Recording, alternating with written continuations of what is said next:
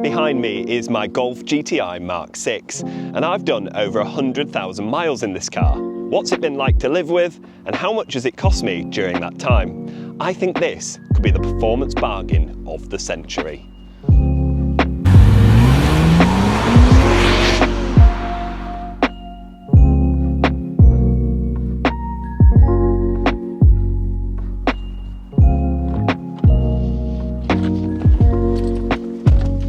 The Mk6 GTI has been around since 2009. This being a 2010 makes it a very early car, and is often hailed as one of the most unreliable and worst Golf GTIs ever produced.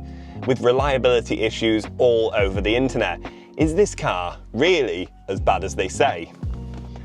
Well, I have to say, this one has certainly been anything but bad. In fact, it's probably the best car I've ever owned. In terms of reliability, running costs, and performance, I don't think you can go wrong with one of these. Either we've been very lucky, or everything online is blown way out of proportion.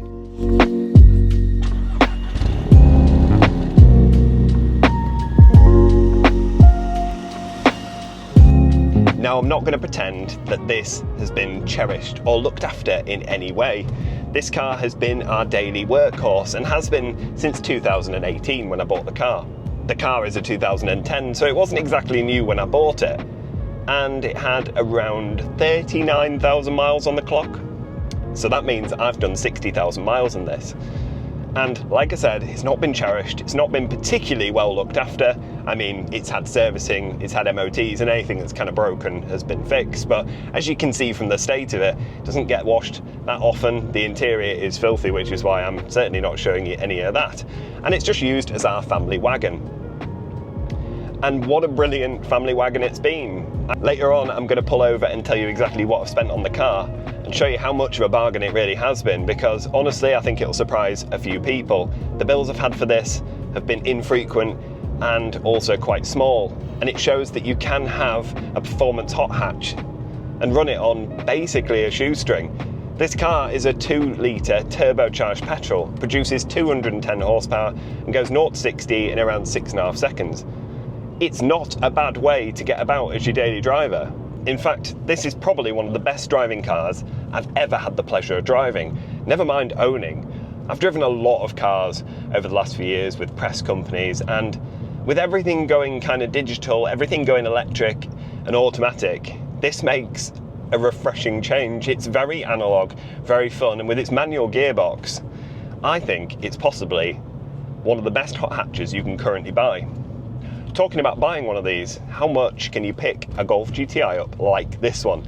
Well, before I set off today, I had a quick look on Auto Trader. I was very surprised. When I bought this car, I paid just under £12,000. That was for an 8-year-old Golf with 39,000 on it. One like this, a 5-door black, similar kind of spec, on eBay now, you can pick them up for as little as £5,000. £5,000 for this. I mean, I can't think of a car that does everything this does in this package with this reliability for £5,000. It's honestly, it's the bargain of the century, this car. And if you haven't driven one, I'd suggest you did, because the Mark 6 was completely overlooked. The Mark 5 was the one that gained all the press attention. And yes, this is a gentle facelift of that car, but everything that car wasn't, this car is. The interior is a step up, massively step up.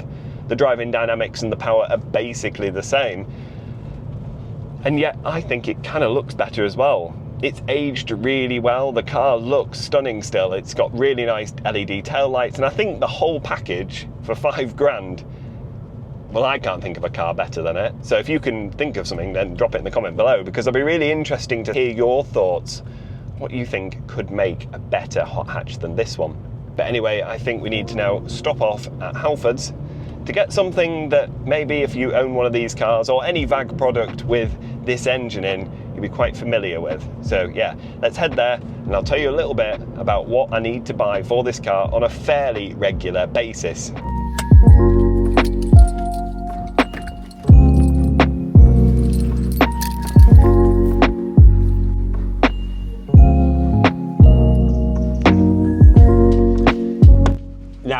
one thing that people with these cars, or any car from the VW group with the 2-litre TFSI engine in, is oil consumption. Now, it's nothing to worry about, and this car has not been too bad, but they like a little drink of oil every so often, and it needs one now.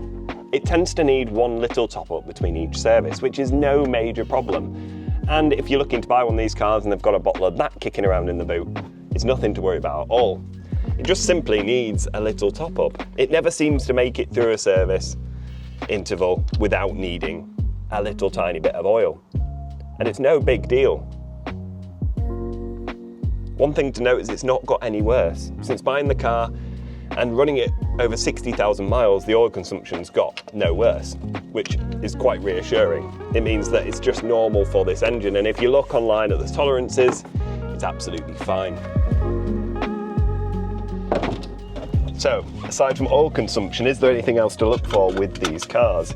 Well, I'll discuss all that in a little while when we talk about how much it's cost me and what sort of things I've done to it. What's gone wrong with it? Because 60,000 miles is quite far. Has to be something gone wrong with it, right? Or has there? But let's talk a little bit more about the Golf GTI Mk6. What sort of options are there and what versions are available? Well, this one is a very early car. It's a 5-door manual base model, essentially. It's got the leather seats. You can have tartan upholstery instead. But aside from that, that's all it's got. There's no CarPlay, there's no DAB radio. It is a back to basics hot hatch, and I think it's so endearing because of that. The seats are super comfortable and it's really good on a long run. This car will average around 36 to 38 miles per gallon on a good run. If you drive it heavy, obviously that will drop, but it never seems to drop that far. It's not the best on fuel, but I think considering the power and the year of this car, it's not bad at all. Road tax is a couple of £100 a year, so again, fairly expensive compared with the new ones. Obviously emissions are slightly higher on this. But again, the running costs in terms of just general driving it, it's not that bad. And certainly ideal as a daily driver. This car will work in snow. We've got Bridgestone Potenzas on the car, and I have to say they've been brilliant all year round. Throughout summer and even in winter, it's not too bad either.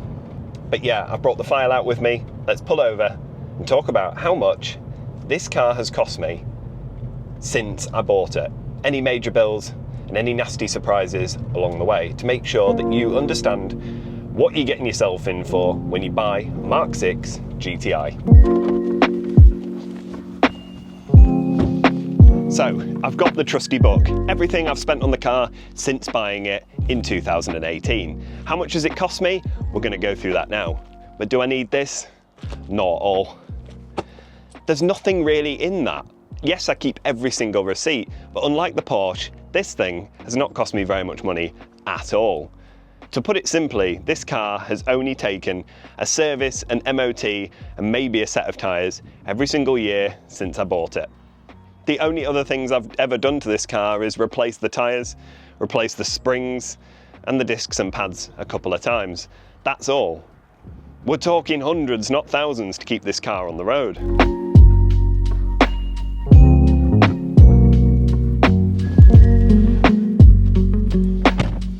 So is that it? That's all this car's ever cost me, is just basic running costs. You're going to get that with any car. And nothing really has ever gone wrong with the car. And that's the most staggering thing. Everything I've ever replaced on this car has just been general maintenance. Nothing out of the ordinary, and nothing that a few £100 can't sort. I'm very lucky to live in an area where we've got an independent specialist, so I take the car there for everything. I don't use the main dealer, which would make a massive difference to the price. But yeah, this car only cost me maybe £500-600 a year to run it. That's it, and then all I've got to do then is put fuel in it. It's nothing. Honestly, it's been phenomenal the entire time I've owned it. Reaching 100,000 miles in any car is not going to be without fault. You're always going to have things that are going to start wearing out and start going, and what sort of things have been picked up on the last MOT that I need to be worrying about, or not worrying about, but thinking about replacing. There is a couple of things on this car. One is the bushings. They're all kind of worn now. I mean, it doesn't affect how it drives. It's maybe a little bit softer than it used to be, but yeah, the bushings are recommended that they get swapped. And I don't know if it's me, but I feel like I can hear a wheel bearing. It would make sense. 100,000 miles with no wheel bearings been done. It's a high probability they need doing. So yeah, I think there could potentially be a wheel bearing that needs doing. But that's it. There's nothing else, and it doesn't want for anything. It's on the original exhaust, original everything. These cars are absolutely berated online for their reliability issues, and from where I'm sitting, I don't see any of it. We've just had zero issue with it. Everything works. The aircon maybe is a little bit dodgy at times. The aircon is icy cold, but sometimes it almost gets too cold and starts to spit ice at you. That's a separate issue, and sometimes it doesn't blow out the fans, but it works 99.9% of the time. So again, it's not really a major thing. Will I keep this car long term? Probably going to keep it another year, I would say. I will replace it for something else. I don't know what that something else is yet. Something that I can film content on for sure, but definitely a family car. Suggestions in the comments below. What do you think I should replace this for? But even if I hang on to it for another 5 years, it doesn't bother me, because this car does everything I need it to do. It's been absolutely incredible. It really has. And when you consider the price I paid for it and the price they're worth now, I haven't lost a ton of money either. I paid just under 12 grand for this car. I can sell it tomorrow for 5,000 quid on eBay without issue. It's not lost barely any money, really. Yeah, it's lost more than half its value, granted. But if I'd bought a new one, I'd have probably lost double that, triple that. So yeah, I haven't lost a ton of money either. So would I recommend that you buy one of these Mk6 GTIs and drive it without the worry that everyone on the internet's right and it's going to fall apart and break all the time? Well, maybe I got lucky. Maybe this is a unique car and everyone else has had issues with them. Maybe it's just one of the good ones. I don't know. But from my experience with the Mk6, it's absolutely faultless in every single way. You can't go wrong with a Mk6 GTI, and I would wholeheartedly recommend one. But anyway, I hope you've enjoyed this quick update video on my Golf GTI Mk6. If you have enjoyed this content and you want to see more on this car, then make sure to hit that thumbs up button and subscribe for plenty more videos like this one to come. Thank you so much for watching, and I'll see you next time. Bye.